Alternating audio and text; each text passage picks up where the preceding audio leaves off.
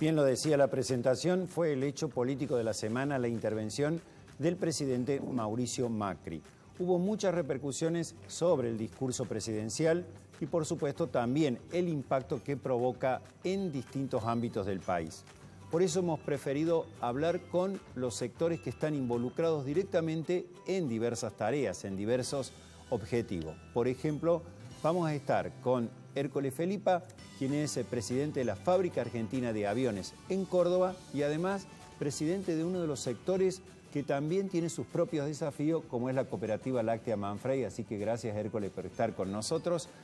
En lo político, pero también un hombre que tiene su contacto con el interior, con los problemas que se viven en el interior del interior, como dicen algunos, Gabriel Frisa, intendente de Jesús María y además un activo dirigente político del PRO, como decía la presentación.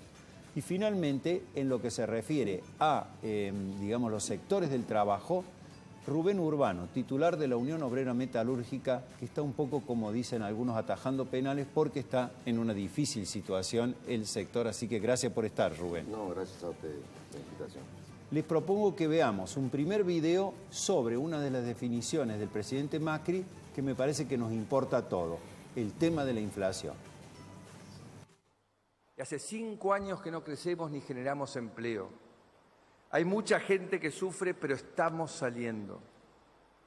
En el 2017 la economía va a crecer. Estamos trabajando en las cuestiones de fondo para que sea el comienzo de un periodo de crecimiento sostenido año a año.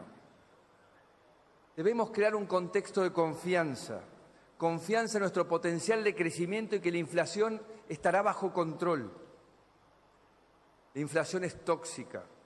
Destruye el salario de los trabajadores, dificulta ahorrar, paraliza la inversión y nos impide mirar a largo plazo. Y en el segundo semestre, la inflación fue del 8,9%, que anualizada es la más baja desde el 2008.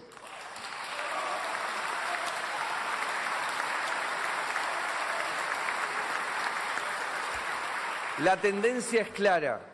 Empresarios y trabajadores deberían tener en cuenta las nuevas metas que se ha impuesto el Banco Central para el 2017 de una inflación entre el 12 y el 17%. El Banco Central se fijó un objetivo para el 2019 de una inflación de menos del 5%. Sabemos que eso es posible con un Banco Central independiente y la experiencia muestra que los países que bajaron su inflación crecieron muchísimo más al conseguirlo. Muy bien, sin duda uno de los temas que más duele en el bolsillo y que habitualmente la gente lo traduce, todo aumenta. ¿Cómo se vive esta situación, Gabriel, en el interior? Porque uno tiene la referencia a veces de los precios en las grandes ciudades, de las manifestaciones. Por ejemplo, hay manifestaciones de los productores yerbateros, de otros sectores. Ya vamos a hablar del tema justamente del sector lácteo. ¿Cómo se vive en el interior esto de la inflación? ¿Realmente los precios preocupan? Sin duda, preocupan como en cualquier lugar del país. Tal vez en el interior la vida es un poco más barata, ¿no? Esto de las distancias. Hay otras rebusques, como dice la gente en nuestros lugares, que hace que estos impactos inflacionarios se sientan un poquito menos o se sientan después, pero sin duda, como decía el presidente, ha habido primero una estabilización de los precios, eso nosotros ya lo sentimos, sobre todo los que estamos cerca de la actividad agrícola ganadera, hemos sentido alguna reactivación importante en el último tramo del año, y sobre todo, digo, los que estamos en gestión pública vemos algo que también ha remarcado mucho, que es la generación del empleo de calidad, ¿no?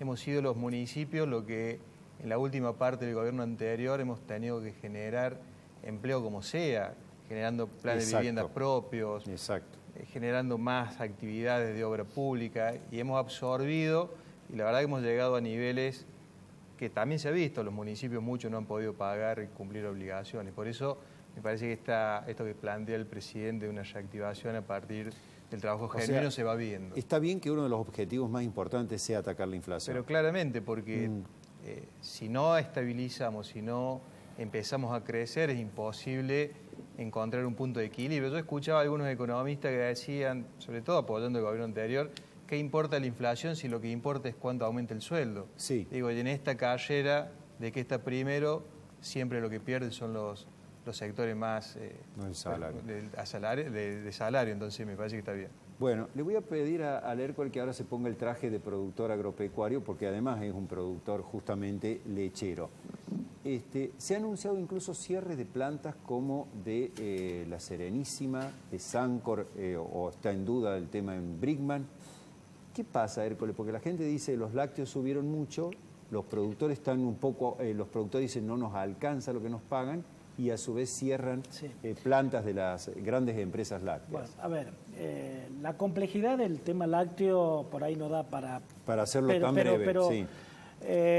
Digamos, lo que está pasando en realidad es consecuencia de que el sector viene sufriendo desde hace varios años como consecuencia de factores externos e internos, en donde la actividad está íntimamente vinculada con lo que pasa en el mercado internacional, más allá que el 75-80% de la leche que se produce en el país es de mercado doméstico, sí. Pero cuando hay desequilibrios en los mercados externos, termina teniendo un impacto directo. Después, bueno, hay un montón de situaciones internas que también se vienen dando en los últimos tiempos.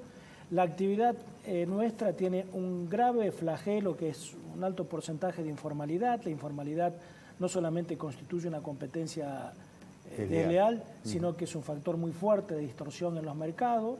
Sumado a eso, se ha venido dando una pérdida de competitividad creciente en muchas actividades, la actividad lechera no es ajena, y por si algún elemento faltaba, el tema climático que ha tenido realmente un impacto negativo muy, muy fuerte en la principal cuenca lechera. Y de hecho, bueno, más allá de las situaciones puntuales de cada una de las empresas, que en algunos casos ya vienen de vieja data y que son consecuencia de todos estos factores que yo recién mencionaba, bueno, estamos en un momento realmente muy, muy complejo, pero que evidentemente eso hay que decirlo también, porque por ahí aparecen algunas voces de alarma donde va a faltar leche y Exacto. demás. No hay ningún riesgo de que falte leche en el mercado interno. Tiene que caer muchísimo la producción. Lo que sí puede pasar es que disminuya el saldo exportable, pero eso bajo ningún punto de vista significa de que pueda verse en peligro el abastecimiento normal en el mercado interno. No va a faltar leche, pero ¿cómo van a estar los precios hacia el futuro? ¿Cuáles son las perspectivas? Insisto, siempre hay una especie de vasos comunicantes en el mercado interno y en el mercado externo. Cuando los precios de exportación suben para arriba, tiende hacia la suba en los precios, también del mercado interno. Lo mismo pasa cuando los precios bajan. Hoy los niveles internacionales de la leche en polvo están en un nivel de la media para abajo, con lo cual no hay ningún elemento más allá de los que tienen que ver con nuestra macroeconomía que haría prever un aumento importante en los lácteos. Bien. Y Rubén, ¿le hubiera gustado que el presidente hablara un poco más del empleo, un poco más de la situación del sector de ustedes? Obviamente que siempre cuando empiezan los años legislativos todos están expectantes cuál va a ser el discurso y a qué se va a ir el discurso, ¿cierto? Y realmente nosotros venimos esperando no de este discurso, sino de varios discursos presidenciales anteriores, de que realmente vieran que la industria tiene una real importancia en los planes de gobierno, de que se va a utilizar políticas activas para reactivar la industria que viene desactivada hace un montón de tiempo. Es cierto lo que dice el presidente, de que ha recibido una herencia muy pesada. Creo que todos recibimos una herencia muy pesada, porque nosotros venimos mitigando de esto desde el 2012, por lo menos, hasta la fecha, en una caída, no brusca, pero sigue siendo caída. Hoy por hoy no vemos una reactivación y realmente yo considero que el mensaje que dio, o el discurso del presidente ha sido un discurso elegante, pero para un país elegante, no el país que estamos viviendo nosotros. Y necesitamos con urgencia que se reactiven políticas, que se busquen mercados nuevos, porque evidentemente que acá si la industria, si no se entiende de que el factor importante para cualquier país, para salir de donde estamos sumergidos en la industria, como han emergido montones de países, evidentemente que si no se le da la importancia que tiene la industria en Argentina, evidentemente que no va a poder emerger. Y si a eso le sumamos una apertura, porque acá tuvimos... Exacto, eso le estaba por preguntar. ¿A usted le preocupa, digamos, porque la marcha de la CGT convocada para el próximo martes habla justamente de uno de los temas es contra las importaciones? Casualmente en defensa de la industria y del trabajo. Esas son las consignas por las cuales se va a marchar el 7, en la marcha creo que va a ser bastante importante, que vuelvo a repetir, lo dicho inclusive la CGT, no es en contra ni es estabilizar absolutamente el gobierno, sino exigirle de cierta manera al gobierno de que de una manera u otra empiece de una vez por todas con políticas activas que reactive definitivamente la industria para que se cesen los cierres de fábrica, para que cesen la cantidad de puestos de trabajo que se van terminando, para que dejen de marginar a gente, para que dejemos de tener trabajadores tan pobres y para que si la pobreza va a ser cero, empecemos dándole trabajo a la gente que realmente quiere trabajar para que realmente puedan los trabajadores por sí mismos salir de esa pobreza estructural que tiene. Acá decía, tenemos dos ejemplos. El gobierno anterior tenía un extremo que era Moreno, que no deja aventar ni un clavo para poner ni un componente que para terminó poder afectando también a la industria. Y terminó afectando demasiado a la industria. Pero por otro lado tenemos la actitud que tiene el presidente Macri en abrir las puertas para que entre toda la importación y eso mataría a la industria. Eso mataría a la industria. Ahora, diferente, yo creo que estamos, y lo estamos conversando bastante bien, y en esto van a acompañar inclusive las pequeñas y medianas empresas en esta marcha, porque se ven afectados inclusive porque están a punto de perder la industria. Juan, acá recibimos nosotros en el gremio a montones de... Nosotros trabajamos, la industria que trabaja nosotros son pequeñas. Eso le estaba por preguntar, dígame, usted comparado en este momento, marzo de este año con marzo del año anterior, ¿ha perdido el número de trabajadores del sector? Sí, se va perdiendo en forma...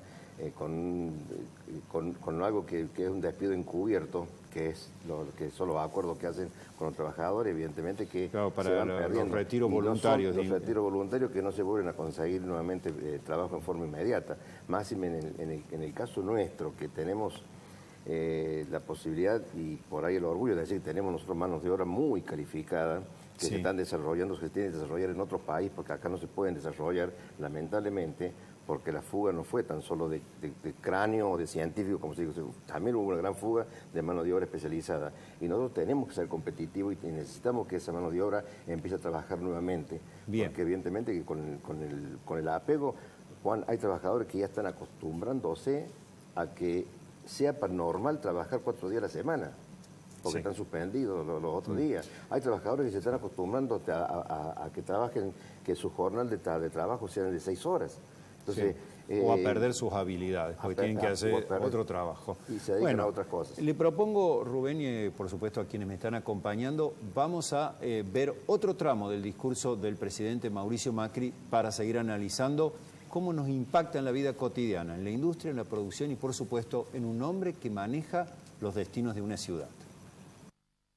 Siempre supimos que el camino iba a ser difícil. Son muchos los que no quieren que las cosas cambien, que se resisten, que ponen palos en la rueda.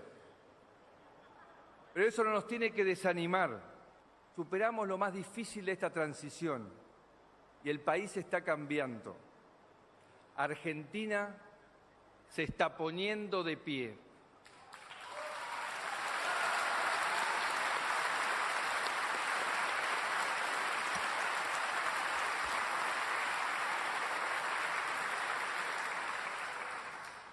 Aparecen las señales de una mejora en la economía. El 2017, estoy seguro, va a ser un mejor año que el anterior. Y más importante aún, lo mismo pasará en el 2018 y el 2019. Cada año vamos a estar mejor, porque estamos sentando bases sólidas y duraderas. El optimismo del presidente Macri a veces contrasta con esto que estábamos charlando, Rubén, ¿no? Con la pérdida de puestos de trabajo en relación a un año anterior y todavía en el sector lo difícil de pasar de 2017 porque se dice que en el 2018 vamos a tener, digamos, ya las inversiones de Nissan y de Renault y de Fiat también aquí en Córdoba. Sí, de hecho que ya está firmado el convenio que va a ser a fines o para mediados del 2018, donde va a estar la fabricación de la camioneta Nissan, junto con la de Mercedes-Benz, que se van a hacer en Renault, como también así otro vehículo que va a hacer FIA y que va a ir Volkswagen también haciendo, y que la Ford también está propiciándose. Nosotros tenemos algunos sectores que están trabajando para Toyota, que es un fenómeno, que, mejor dicho, no es un fenómeno, tampoco es algo casual lo de Toyota, sino que es algo que dentro de un mercado donde se ostenta menos rentabilidad y tratan de buscar los mejores proveedores, evidentemente que ahí tienen mucho trabajo, tienen un alto índice de ventas, que eso evidentemente lo tiene bien a Toyota. Claro. Por eso decíamos con esto de que sin que esto pareciera que estamos en la contra misma, porque en definitiva lo que queremos es que realmente el país salga una vez por todo, y queremos darle toda la ayuda que necesite el presidente y quien sea. Pero esto del discurso potencial de que se va a hacer, de que se habrá, de que nosotros necesitamos para ayer todas las cosas. Nosotros estamos perdiendo gente y ahí estamos con puestos de trabajo y con fábricas que estaban cerrando desde el año pasado y de antes del año pasado, con el gobierno anterior inclusive. Está bien. Entonces, nosotros tenemos las fábricas que trabajan en el sector nuestro, son todas fábricas familiares, Juan. O sea, podemos discutir, son las que más crean fuente de trabajo y las que más están padeciendo ahora. Fábricas que tienen... Son las pymes que están angustiadas por este momento. Que han estado 50 años dando trabajo en Córdoba y que se ven que hoy día se van a cerrar, que las generaciones que la están teniendo ahora no pueden continuar lo que había creado el padre o el abuelo quizás. Y eso es una tristeza muy grande de ver esas fábricas que realmente no puedan tener, porque realmente no se ha acompañado con políticas activas, buscar nuevos mercados. Siempre hemos sido Brasil dependientes, cuando hay otros mercados para buscarlo y no se ha hecho. Por eso podemos hablar de muchas cosas. Una, la obra pública, que tampoco ha empezado a moverse como se había anunciado en su primer momento. Entonces, todos sabemos que la explosión que hace en puestos de trabajo cualquier obra pública, pero mientras no se den, no se hagan, no estén las condiciones para hacerlo o no estén las políticas aprobadas, evidentemente que estamos colgando de un pincel, como decimos, porque evidentemente que no vemos que la solución es de forma inmediata. Gabriel, ¿cómo lo ve a nivel de la Intendencia, digamos? Sí, no, bueno, yo en esto, diciendo con Rubén, la obra pública ha empezado en Argentina. Muchas veces somos los mismos estados municipales lo que no estamos preparados, porque durante 4 años no hicimos nada para poder aprovechar la obra pública. Digo, en una ciudad como Jesús María, sumamente chiquita, en el mes de mayo firmamos con el gobierno nacional obra por 160 millones de pesos. Se están firmando todos los meses con el gobierno obra pública, sobre todo en Córdoba, hablo de Córdoba, que un poco fue la más castigada. Entonces yo digo, esto ha empezado, pero nos ha costado a los municipios poner en marcha la rueda del Estado para poder aprovechar esto.